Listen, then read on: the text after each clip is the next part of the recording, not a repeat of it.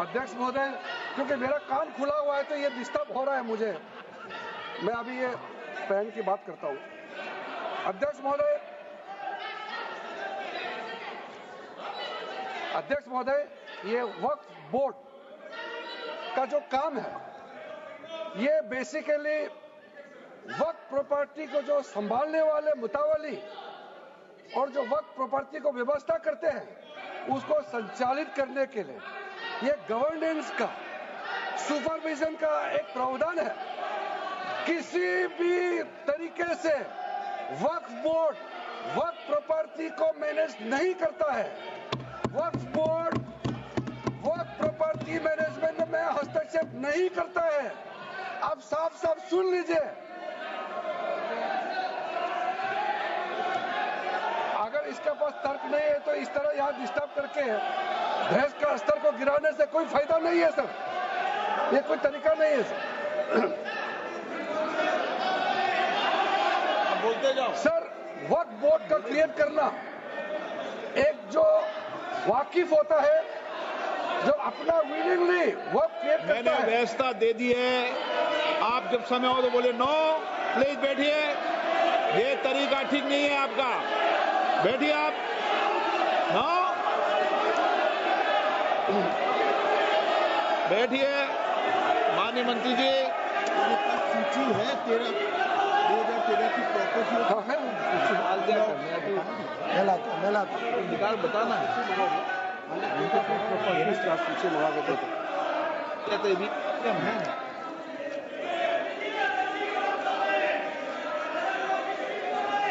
अध्यक्ष महोदय, सबको बोलने का मौका मिलने वाले हैं तो कम से कम बात को शांति से सुनने के बाद आप अपना बात रखिए। ये कोई तरीका नहीं होता है सर।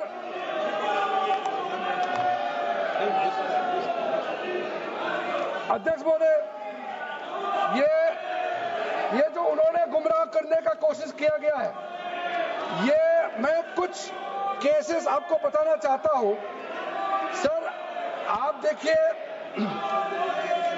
आर्टिकल 25(1) क्या कहता है, संविधान का अनुच्छेद आर्टिकल 25(1) कहता है, subject to public order, morality and health, and to the other provisions of this part, all the persons are equally entitled to freedom of conscience and the right freely to profess, practice and propagate religion. Sir, government किसी भी धार्मिक व्यवस्था को, किसी भी religious institution, कोई धार्मिक काम में हस्तक्षेप करने नहीं जा रहा है, ना ही वक्फ बोर्ड किसी धार्मिक स्थल की व्यवस्था में कोई भी तरीके से हाथ डालने का प्रावधान है, बिल्कुल नहीं है सर। आप अगर हम कोई नमाज, सर ये क्या झूठ बोल रहे हैं? ये कॉन्स्टिट्यूशन, हम कॉन्स्टिट्यूशन का प्रावधान पढ़ रहे हैं फिर भी झूठ बोल रहे हैं। ये कॉन्स्टिट्यूशन को नहीं मानते हैं सर। किसी मस्जिद का मैनेजमेंट को हम हस्तक्षेप करने का कोई इसमें प्रावधान नहीं लिया जा रहा है। एक मिनट। माननीय सदस्य, आप भारत की संसद में बैठे हो, गरिमा मर्यादा बनाए रखो। बैठे बैठे टिप्पणी मत करो। हाँ, आपको जब मौका मिलेगा आप अपनी बात कहना। बैठे बैठे टिप्पणी नहीं कर सकते, ये संसद की मर्यादा नहीं है। ऐसे नहीं चलेगा सदन व्यवस्था नियम से चलेगा। किसी भी व्यक्ति को बैठे बैठे कोई भी सदस्य जो बोल रहा हो उसके बीच में टिप्पणी करने का अधिकार नहीं है। माननीय मंत्री जी। अध्यक्ष महोदय जी,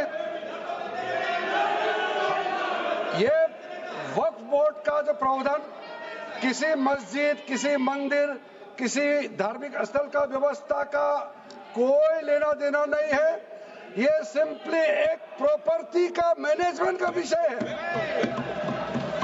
ये कोई मुसलमान अपना ज़कात देता है, फितरा देता है, उसको हम पूछने वाला कौन होते हैं? ये आपका धार्मिक भावना से जुड़े हुए चीज है, उसमें सरकार का कोई लेना देना नहीं है।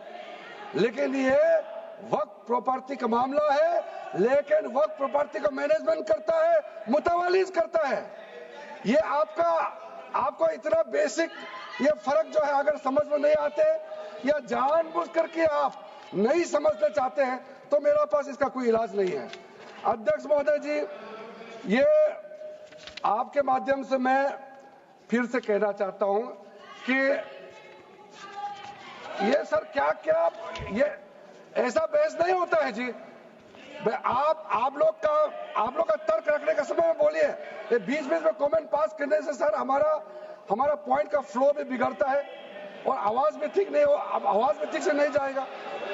आप क्या चीज को जवाब देंगे सर? इसमें मैं कई ऐसे केसेस है जिसको मैं रेफर कर सकता हूं, लेकिन सदन में 3 केसेस का मैं रेफर करूंगा तो दूध का दूध पानी का पानी हो जाएगा कि ये धार्मिक व्यवस्था से कोई लेना देना नहीं है। आपको मैं पहला एग्जांपल देना चाहता हूं, सैयद फजल पकुया तंगल वर्सेस यूनियन ऑफ इंडिया। इसमें क्या केरला हाईकोर्ट का फैसला है। केरला हाईकोर्ट ने कहा the Waqf board is a statutory body, pure and simple, it is not a representative body of the Muslim community. ये हाईकोर्ट का ऑर्डर है। उसके बाद इलाहाबाद हाईकोर्ट का ऑर्डर भी सुन लीजिए, Hafiz Mohammad Zafar Ahmad versus UP central Sunni board of Waqf का जजमेंट सुन लीजिए। A mutawalli's right is purely a right of management of the property and is not a proprietary right. The duties of a mutawalli are purely of a secular character. His duties are not of a religious character. इतना clear cut ruling है। तीसरा, तिलकायत श्री गोविंद लाल जी महाराज versus state of Rajasthan. इसमें high court ने क्या कहा, supreme court ने क्या कहा, right to manage the properties of the temple. अब देखिए मंदिर का भी इसमें एग्जांपल लिया गया है। Right to manage the properties of the temple is purely a secular matter and can not be regarded as a religious practice.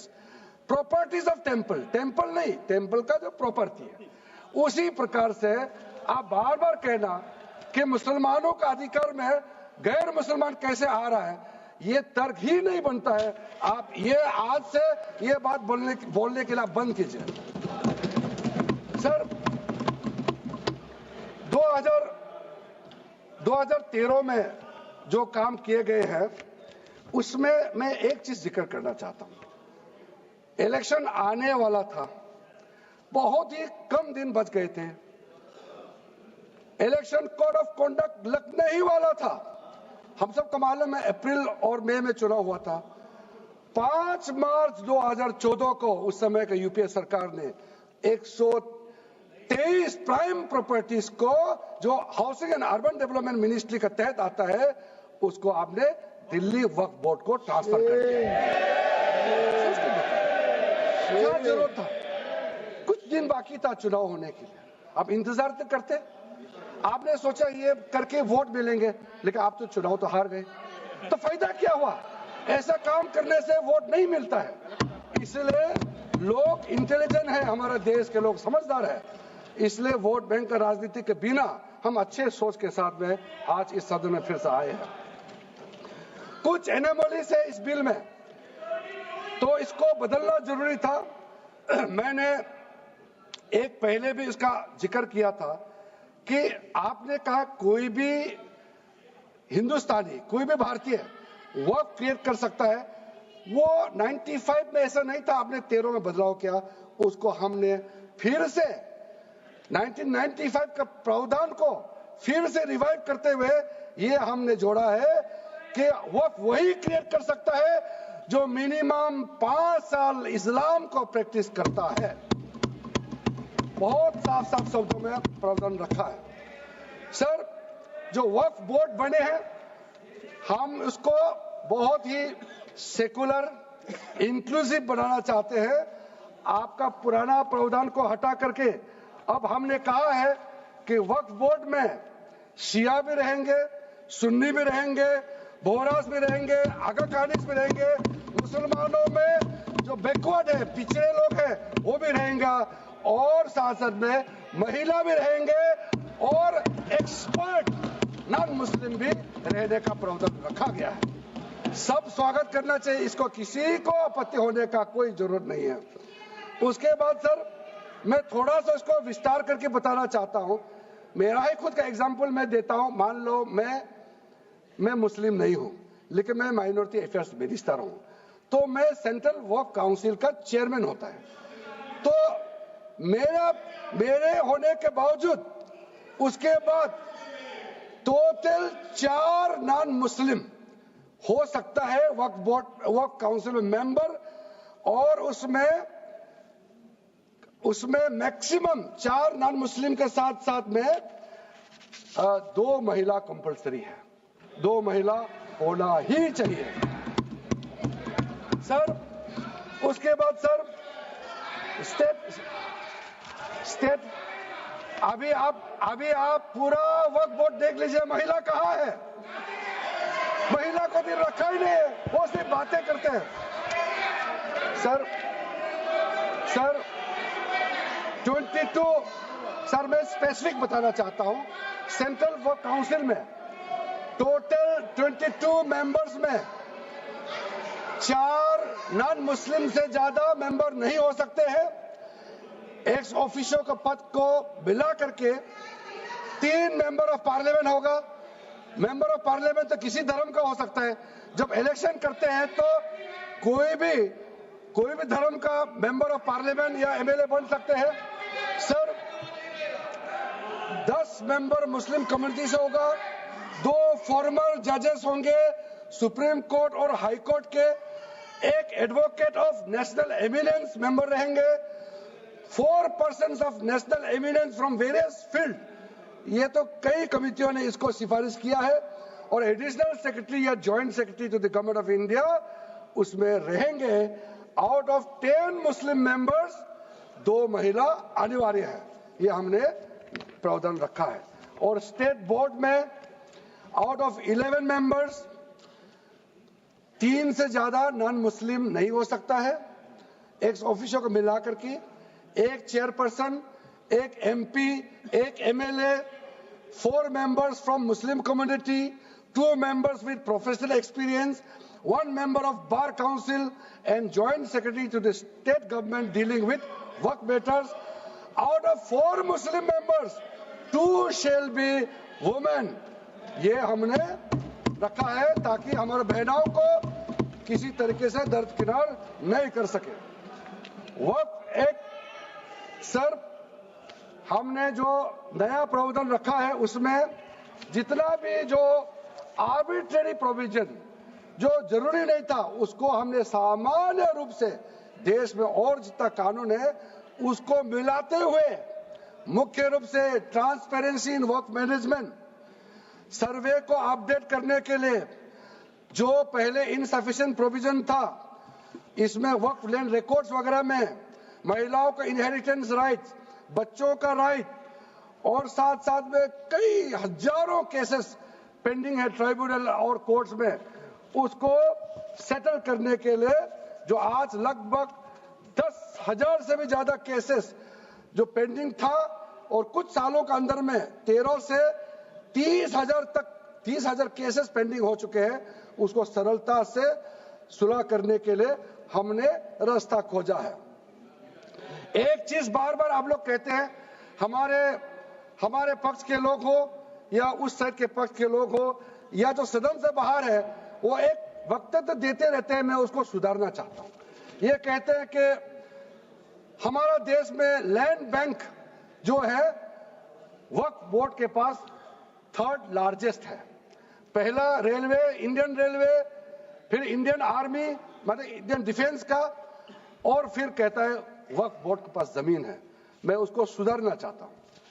Sir आप भी तो ट्रेन में चलते हैं, हम लोग भी ट्रेन में चलते हैं, हजारों किलोमीटर ट्रेन का पटरी लगा हुआ है, स्टेशन बना हुआ है, वो ट्रेन का पटरी लगा हुआ है वो रेलवे का प्रॉपर्टी थोड़ी है, ये तो देश का प्रॉपर्टी है, हम लोग सब चलते हैं उसमें।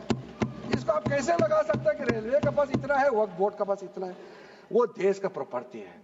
हमारा डिफेंस के पास कहता है कि सेकंड लार्जेस्ट है। डिफेंस के पास जो भी लैंड है, जहाँ ट्रेनिंग करता है, जहाँ वो रहता है, या बॉर्डर एरिया में जितना डिफेंस लैंड है वो देश का रक्षा के लिए है। उसको आप कैसे वक्फ प्रॉपर्टी के साथ आप तुलना कर सकते हैं? वक्फ प्रॉपर्टी प्राइवेट प्रॉपर्टी होता है सर। तो इसलिए दुनिया में सबसे ज्यादा वक्फ प्रॉपर्टी हिंदुस्तान में है। सिर्फ हमारा देश में ही नहीं, दुनिया का सबसे बड़ा और सबसे ज्यादा वक्फ प्रॉपर्टी हिंदुस्तान में है। तो फिर ये क्यों है 60 साल तक आप सरकार में रहे हैं, हमारे देश में मुसलमान इतना गरीब क्यों है? जब दुनिया का सबसे ज्यादा वक्फ प्रॉपर्टी हमारा देश में है, तो हमारा गरीब मुसलमानों का पढ़ाई के लिए, मेडिकल ट्रीटमेंट के लिए, स्किलिंग के लिए, इनकम जनरेशन के लिए क्यों काम नहीं हुआ आज तक? बताइए। ये दुनिया का सबसे बड़ा वक्फ प्रॉपर्टी अगर हिंदुस्तान में है, तो उस प्रॉपर्टी से गरीबों का उत्थान के लिए, लोगों का भला के लिए अगर ये सरकार नरेंद्र मोदी जी के नेतृत्व में गरीब मुसलमानों के लिए काम कर रहा है, तो इसमें आपत्ति क्यों होना चाहिए? आप लोग बताइए। इसलिए सर, इसको धर्म जाति से बाहर उतर करके सबको सीधा अपना दिल से पूछ करके आप सोच के देखिए कि आप जो लोग आज इस बिल को विरोध कर रहे हैं, आज 1 साल 2 साल नहीं, सदियों तक हमारा देश उसको याद रखेगा कौन इस बिल को समर्थन कर रहा है, कौन इस बिल को विरोध कर रहा है। आज चंद वोट के लिए, सत्ता के लिए हमारे मुसलमानों को आपने 70 साल से ज्यादा वोट बैंक बना करके गुमराह किया है। कितना और गुमराह करना चाहते हैं? अब हमारा देश में वोट बैंक का राजनीति नहीं चलेगा। इसलिए मैं कहना चाहता हूं, जब हमारा देश में इतना वक्फ प्रॉपर्टी है, तो इसको हम बेकार में पड़ा रहने नहीं दिया जा सकता है।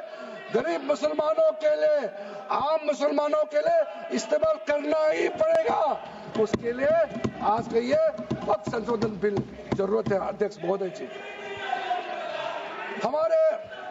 हमारे अपने वामसी पोर्टल में, हमारे मंत्रालय के वामसी पोर्टल में हमने रिकॉर्ड देखा है। सचर कमेटी जो आपने बनाया है 2006 में, उन्होंने भी ये बारे में काफी डिटेल में जिक्र किया हुआ है। सर 2006 में 4.9 लाख वक्फ प्रॉपर्टी था और उसका इनकम कितना था? मैं बता दूं आंकड़ा सर, आप कहेंगे 4.9 लाख वक्फ प्रॉपर्टी में टोटल इनकम था 163 करोड़। कौन खाते थे? 163 करोड़। और आपने 2013 में बदलाव करने के बाद आज इनकम कितना बढ़ा है वो भी मैं बता देता हूं। हो गया 166 करोड़। 3 करोड़ बढ़ा है।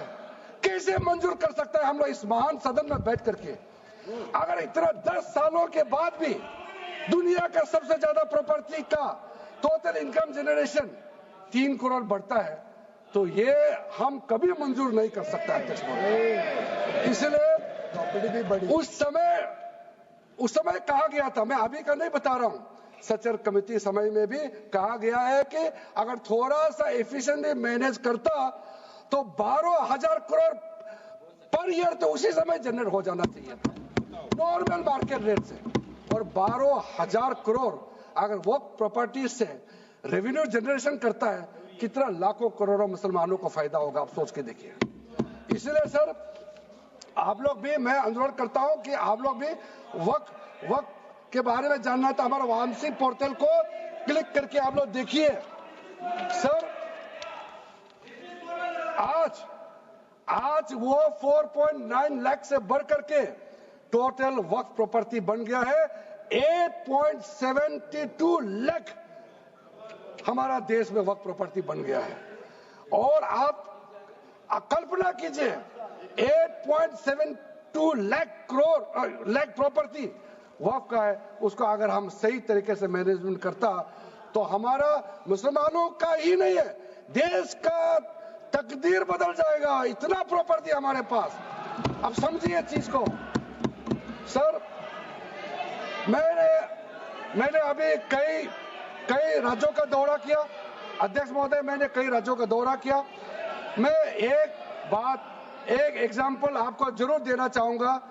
मैं बहुत इंप्रेस हो गया जब मैं पिछली बार जम्मू कश्मीर गई। जम्मू कश्मीर में हमारा नई वहाँ वक्फ बोर्ड का चेयरपर्सन बनी और मैंने पूछा कि आप जब वक्फ बोर्ड का चेयरमैन बनी तो उसमें क्या हालत थी और आज क्या हालत है। उन्होंने बोला कि सर जब उन्होंने पदभार संभाली तो उसमें कोई इनकम का, कोई व्यवस्था का, रिकॉर्ड का ठीक ठाक कुछ भी नहीं था और उन्होंने आने के बाद 40 करोड़ रेवेन्यू इनकम उन्होंने जनरेट करना शुरू किया, मुझे बताया। और उसके वजह से वह काफी अच्छा काम कर रहा है। मैं हजरत बल श्राइन भी गए और वहां भी मरम्मत चल रहे हैं। इतना पुराना श्राइन है, दुनिया के लोग आते हैं, बहुत खूबसूरत से उसका सारा आसपास का ब्यूटिफिकेशन का काम भी चल रहा है। अगर अच्छा काम करेगा, रेवेन्यू बढ़ेगा तो सबका फायदा होगा सर। इसलिए सर आप लोग आज बिल को समर्थन करने के बाद मेरे ऑफिस में आइए, 1 साल के अंदर में इसका ट्रांसफॉर्मेशनल इंपैक्ट क्या होता है मैं ही आप लोगों को बता दूंगा। सर वक्फ अमेंडमेंट जो बिल लाए हैं उसमें जेपीसी का कई रिकमेंडेशंस है जिसको हमने समर्थन किया है और एक्सेप्ट किया। हमने यह इस बिल में लाया। इसलिए बोलना कि जेपीसी का आपका कमेटी का बात को माना ही नहीं है, आपका कमेटी का बात नहीं सुना गया है, वो गलत बात है सर। अध्यक्ष महोदय जी, पार्लियामेंट्री कमेटी जब बनता है तो उसका एक अपना सैंक्टिटी होता है और उस कमेटी में खुले बहस हुए हैं। उसमें मैं अंदर जाना नहीं चाहता हूं क्या हुआ है, लेकिन उनके बीच में कई ऐसे मुद्दे हैं जो हम लोग सरकार समझते हैं कि बहुत अच्छा सुझाव आया है, हमने उसको माना है। और कुछ छोटा अमेंडमेंट है जो बहुत जरूरी चीज है, वो अमेंडमेंट भी हम लेकर के आए हैं। इसके बाद जो पूरा ये सारा व्यवस्था देखने के बाद सबके मन में उम्मीद जागेगा। उम्मीद इसलिए जागेगा कि एक नए सवेरा आने वाला है, इसलिए नए एक्ट का नाम भी उम्मीद हो गया है। तो उम्मीद क्यों हुआ है सर, मैं आपको बताना चाहता हूं। ये जो unified Waqf management, empowerment, efficiency and development, full form उम्मीद है, इसका रखने का पीछे कारण है सर। ये उम्मीद क्यों है, अब ये यूनिफाइड वक्फ मैनेजमेंट पूरा रजिस्ट्रेशन से लेकर के म्यूटेशन, इंक्रोचमेंट का विषय, सर्वे, कलेक्टर का रोल, सारा विषय को मिला करके मैनेजमेंट का पूरा सिस्टम को ही बदलने के लिए हमने काम शुरू किया है। उसके बाद एम्पावरमेंट, कैसा एम्पावरमेंट होने वाला है, मैंने पहले भी जिक्र किया। मुसलमानों में भी जो शियास हैं, सुन्नीस हैं, बोरास, आगाकानीस, पसमानदा मुस्लिम्स है जिसको बैकवर्ड माना जाता है, और विशेष करके महिलाएं और बच्चों के लिए जो हमने प्रावधान रखा है, तो ये मुसलमान का कम्युनिटी के अंदर में इतना जोरदार स्वागत हो रहा है। अध्यक्ष महोदय, यहाँ में कुछ मेंबर विरोध जरूर कर रहे हैं, लेकिन मैं कुछ मेंबर को मेरे घर में मैं न्योता देना चाहता हूँ। और जो मुस्लिम डेलीगेशन मेरे घर में आ रहे हैं, स्वागत कर रहे हैं इस बिल को, उसका भी नजारा आप लोग देख लीजिए, आपका सोच बदल जाएगा। आपको नहीं मालूम मुसलमानों में कितना भयंकर समर्थन कर रहा है इस बिल को लेकर के, आप लोग को मालूम ही नहीं है। करंट अंदर में गरीब मुसलमानों का तो संदेश बार बार आ रहा है कि जल्दी पास कीजिए इस बिल को। इसलिए आप लोग संदेह में मत रहिए। एफिशिएंसी को हमने बढ़ाने का काम किया है। टेक्नोलॉजी का उपयोग करते हुए सेंट्रलाइज्ड डेटाबेस होगा, डिजिटल पोर्टल होगा, कोई छुप के अंधेरे रातों में वर्क क्रिएट नहीं कर सकता है। इसका पूरा रजिस्ट्रेशन का प्रावधान है, ट्रैकिंग होगा, निगरानी रखा जाएगा, कंप्लायंस का प्रावधान है, और जो मैनुअल हाथों से जो गलत होगा उसका भी करेक्शन करने का प्रावधान है। ब्यूरोक्रेटिक डिले होता है उसका भी समाधान हमने पूरा बिल में तरीका बना के रखा हुआ है। और आखिर में इसका ऑडिट प्रॉपर होना चाहिए। तौहीद का भी प्रावधान हम लोग राज्य सरकार के ऊपर में छोड़ा है, क्योंकि आखिर तो सर ये सारा प्रॉपर्टी का अथॉरिटी राज्य सरकार का है। बोर्ड का अपॉइंटमेंट भी राज्य सरकार को करना है, केंद्र सरकार का कोई रोल नहीं है। लैंड स्टेट सब्जेक्ट है, सारा राज्य सरकार को ही करना है। इसलिए राज्य सरकारों को हम फुल अथॉरिटी देने के साथ साथ हमारा जो मंत्रालय है वो ऑनलाइन हमेशा जुड़ा रहेंगे कि जो वक्फ प्रॉपर्टी क्रिएट किया गया है उसका स्टेटस है वामसी पोर्टल से मिला करके हम लगातार टच में रहेंगे। इसलिए कोई इसमें ये नहीं सोचना है कि सेंट्रल गवर्नमेंट कोई एक्स्ट्रा पावर हड़पने जा रहा है क्या, बिल्कुल सोचने का नहीं है। ये टोटली स्टेट गवर्नमेंट का अधीन है और राज्य सरकारें ही इसका निगरानी में आगे काम करना है। उसके बाद सर जो पर्पस के लिए वक्फ क्रिएट किया जाता है, बेसिकली 3 पर्पस होता है, रिलीजियस, चैरिटेबल एंड पायस। उसका हो रहा है कि नहीं हो रहा है, और इनकम जनरेशन खास करके जो वेलफेयर काम है उसका हो रहा है कि नहीं हो रहा है, इसका भी इफेक्टिव गवर्नेंस का प्रावधान हमने रखा हुआ है। और साथ साथ सर मैं आपको इस उम्मीद के साथ साथ ये कहना चाहता हूं कि जो रिफॉर्म्स हमने जो लाए हैं और साथ साथ में जो प्रावधान कुछ बदलाव हमने आपको बहुत शॉर्ट में बताया, क्योंकि डिटेल में तो मैं रिप्लाई तो करूंगा ही। इसमें अगर आपको लगता है कि हमको अगर इनकम जनरेशन करने के लिए वक्फ प्रॉपर्टी को बेहतर इस्तेमाल करने के लिए क्या करना चाहिए, जब हम इसका सबऑर्डिनेट लेजिस्लेशन के माध्यम से रूल्स बनाएंगे, आपका सुझाव हम खुले दिल से स्वागत करेंगे। क्योंकि आखिर तो प्रॉपर्टी देश का है, किसी का भी हो, उसको अगर अच्छा से चलाना है तो आप सुझाव देंगे तो हम तो पूरा वेलकम करेंगे उसमें।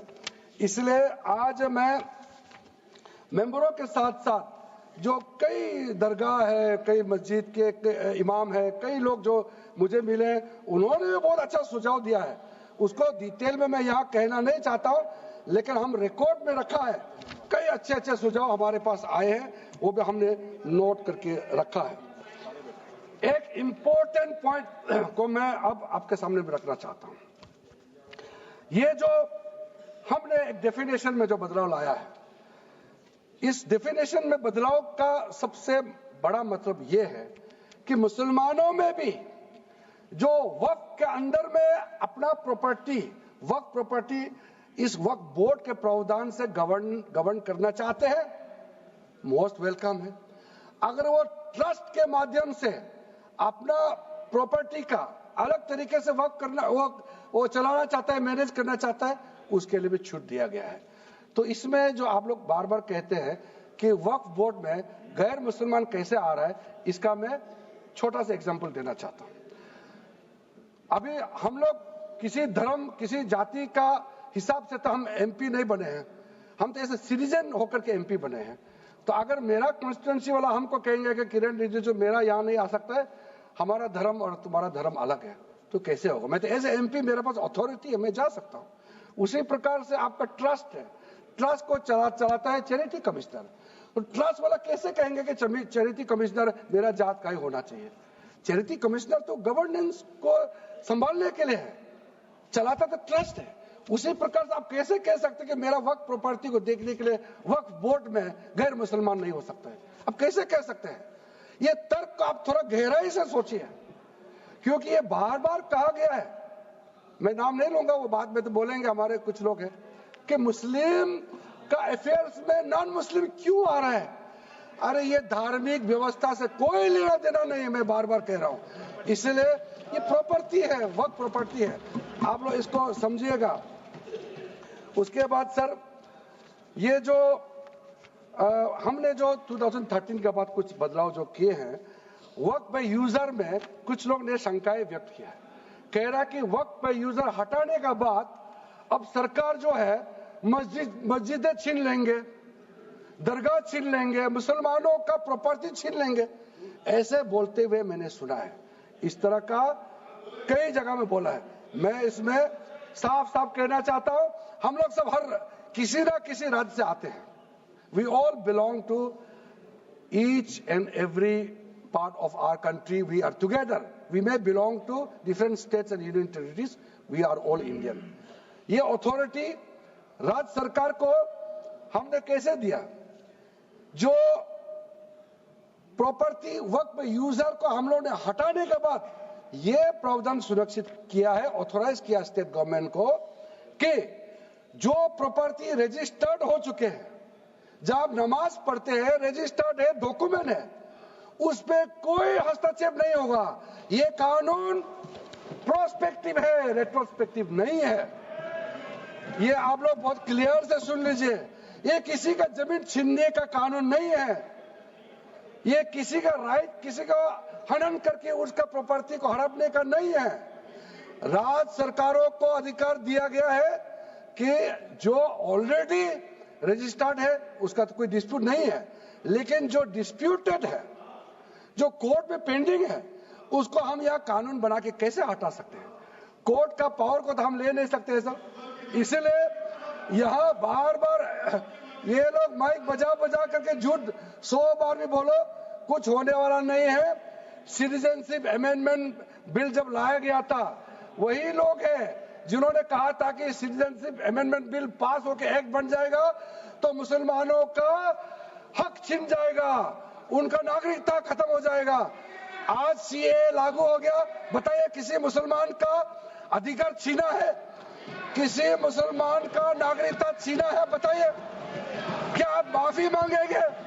आपने देश भर में घूम घूम कर झूठे बातें फैलाया, आज आप साबित हो गया कि आपने झूठ बोला था, लेकिन आज आप माफी मांगने का भी हिम्मत नहीं रखते हैं। जिगर थाम के आप लोग सुनिए, ये आप आज दोबारा आप मिसलीड करेंगे, गलत बातें करेंगे तो फिर मुंह खाना पड़ेगा आपको। फिर कोई और बिल लेके आएंगे, फिर मैं आपका पर्दाफाश करेंगे फिर से। इसीलिए सर हम लोग तर्क पे जाइए, पॉइंट पे जाइए। इसलिए दूसरा, महिलाओं के लिए अध्यक्ष महोदय जी, क्योंकि फैमिली में पुरुष महिला सब होते हैं, तो इसमें हमने एक सिंपल प्रावधान रखा है कि एक कोई भी मुसलमान जब वर्क क्रिएट करता है, सबसे पहले उस परिवार में जो महिला का अधिकार है उसको सुनिश्चित करके ही आप वर्क क्रिएट कर सकते हैं। नहीं तो पहले ऐसे होता था, वर्क क्रिएट कर दिया, आपका बच्चों का अधिकार खत्म हो गया, महिला का अधिकार खत्म हो गया।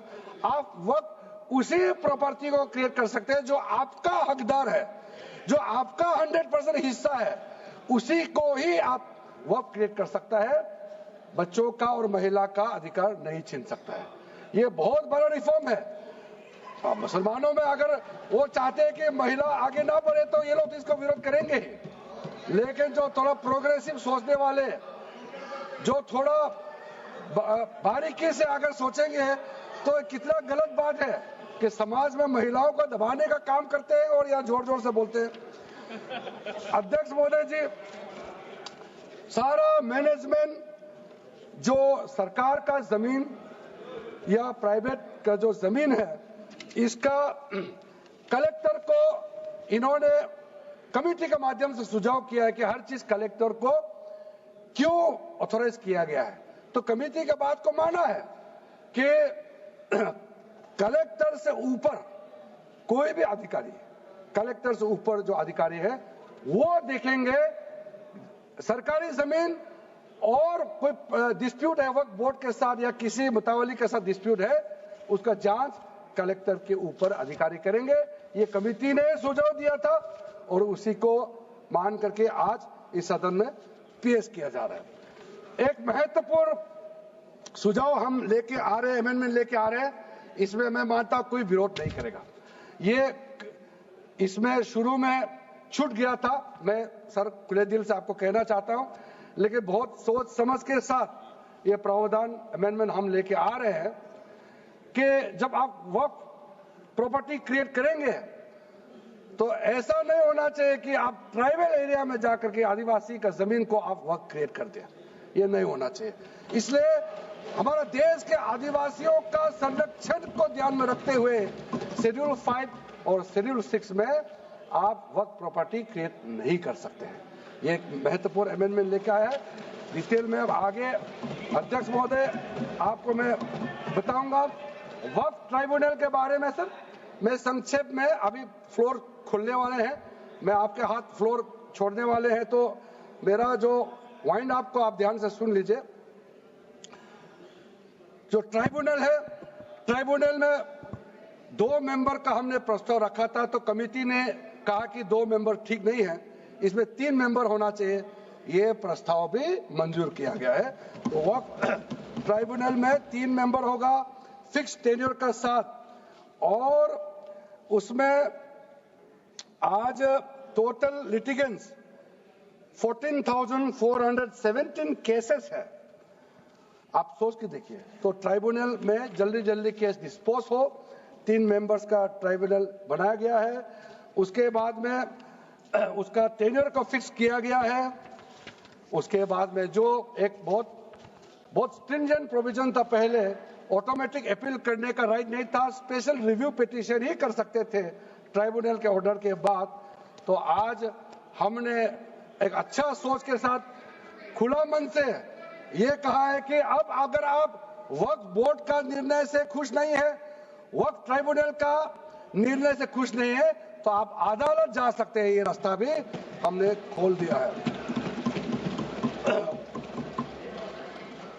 उसके बाद सर कंट्रीब्यूशन, एनुअल कंट्रीब्यूशन, ये भी आपका ही सुझाव था कमेटी वालों का कि जो कंट्रीब्यूशन देते हैं वक्फ बोर्ड मुतावली जो देते हैं उसको घटाना चाहिए, तो उसको 7% से 5% घटा दिया है, ताकि ज्यादा पैसा आप चैरिटेबल पर्पस के लिए खर्चा कर सके।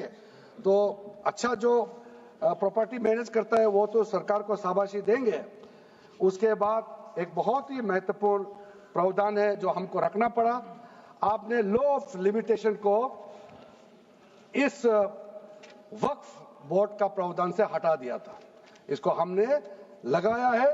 तो अब तो मालूम है the limitation act of 1963 will now apply to the work property claims from the date of commencement of this act, aiming to reduce prolonged litigation। ये बहुत बड़ा मैं मानता हूं एक कदम उठाया है। और जो सेक्शन 40 सबसे ड्रैकोनियन प्रोविजन इस एक्ट में था, तो सेक्शन 40 था। सेक्शन 40 के तहत वक्फ बोर्ड, आप लोग बार बार कहते हैं ना, ये ऐसा नहीं है, ऐसा ही है। सेक्शन 40 में किसी भी जमीन को आप वक्फ प्रॉपर्टी डिक्लेयर कर देता था, वो प्रॉपर्टी को हमने हटा दिया है। वो कोई भी जमीन को वक्फ प्रॉपर्टी डिक्लेयर करके फिर किसी गरीब के लिए नहीं करना है। वो लोग, कुछ लोग, चंद लोग अपने के लिए, अपने फायदा के लिए इस्तेमाल करते हैं। ओवैसी मैं तो नाम नहीं लूंगा, लेकिन